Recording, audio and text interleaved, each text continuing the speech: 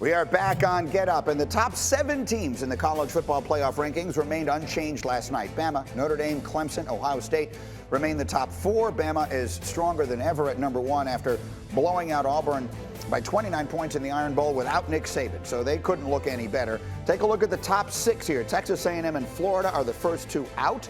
All 6 teams take on unranked opponents in their next games. 5 of those are on the road, so we'll see if anything happens. And let me bring Heather and Paul back into the conversation with Desmond. And I think where we left off when we were talking earlier this morning, Heather, is Ohio State and their chances of playing this weekend. Where are we now with Ohio State, who so desperately need to get another game in?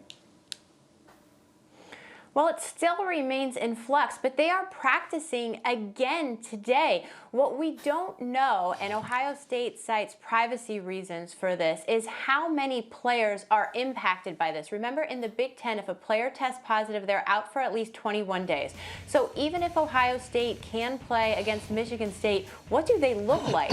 The one thing we do know is we were told that a position group was not decimated by this. So we don't know. What we do know is that the Illinois game was canceled at about 10:30 Eastern on last Friday night. So until we know for sure that they're getting on that plane, this game remains a question.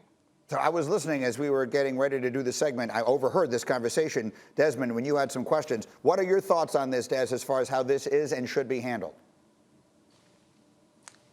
Well, the question that needs to be answered is how many players were positive that they would cancel the Illinois game, and how are they able to be in a position now to play against Michigan State if the protocol in the Big Ten is that once you test positive, you have to wait, you have to quarantine for 21 days. So if those same players were positive a week ago and they had to cancel the Illinois game, now how are they in a position now a week later that they can practice and look forward to playing Michigan State if they're following the Big Ten protocol of a 21-day quarantine? I wouldn't be surprised, guys. Now, just wrap your mind around this. A couple of weeks ago, Clemson flew to Tallahassee, and Mike Norvell said, Mike Norvell's medical staff got with Clemson's medical staff, and eventually Mike Norvell and Florida State said, yeah, we're not comfortable with this positive test you guys had. You guys get on the plane and go back home.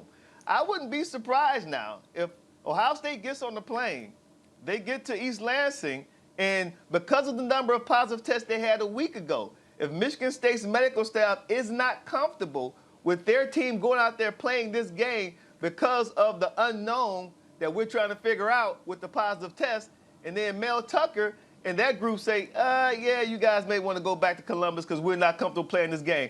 I would be curious to see how that's going to play out if Ohio State keeps practicing this week and they get on the plane and they go to East Lansing on Friday. All right, so we'll see how that goes. In the meantime, Paul, I want to come back to you because we didn't get a chance to dive into this as much in the first hour. Those are the protocols. We opened the show today by talking about how the ACC just completely changed their scheduling yesterday based upon the best and most advantageous circumstances for their best teams. And you said something aloud here. You said, I'm looking at the Big Ten and their commissioner with this. I'd love you to pick up that thought and run with it. Well, he has so much pressure on him right now. We're talking about Kevin Warren because of you remember they put off the season on August 11th. They came back much later than everyone else other than the Pac-12. So the onus is on them right now to adjust, and they have to figure out a way to get Ohio State playing for the Big Ten championship. That's going to be critical for the Buckeyes to get into the playoff. There's a very strong possibility right now if Ohio State misses one more game, you're going to end up getting the ACC with 2 teams and the SEC with 2 teams. And the Buckeyes are going to be done whether they get to the next game or not. And remember another thing, and this can be disputed, but I'm going to say that the Big Ten came back for one reason, to support Ohio State's chances of winning the national championship, and that hangs in the balance right now, Greeny. Heather, what, if anything, could they do? They initially made a rule that you have to play 6 games to qualify for the Big Ten championship game. In theory, you could change that if you wanted to. You could. These are not rules that have been in place, as Paul said yesterday, for 200 years. They just made this up 2 months ago. So, Heather, they could change this if they want to. What could they do? Yes, they could, but we have to remember who made the decision. It wasn't Kevin Bourne. It was the 14 athletic directors in conjunction with head coaches and in collaboration with the Big Ten championship administrators. So the athletic directors would have to say, we need to change this. They're the ones that have to start that chain of reaction. I get it. All I'm saying is we didn't know where they'd wind up then, right, Paul? And now we know. We know literally where they're sitting. I got 15 seconds, Paul. They know exactly where they are with Ohio State's chance to get in. How could they do it? They have to adjust. I mean, we just got through seeing yesterday the ACC adjusting, saying Notre Dame and Clemson, you're clear. You don't have to play that last weekend and go through all this craziness. And I think however they do it, they need to do it. Otherwise, the Big Ten is going to become an even bigger laughingstock than it's been since August. To me, so long as it doesn't compromise anybody's safety, doesn't compromise anybody's health, there's no reason not to adjust things on the fly as we go. This is a once-in-a-century circumstance.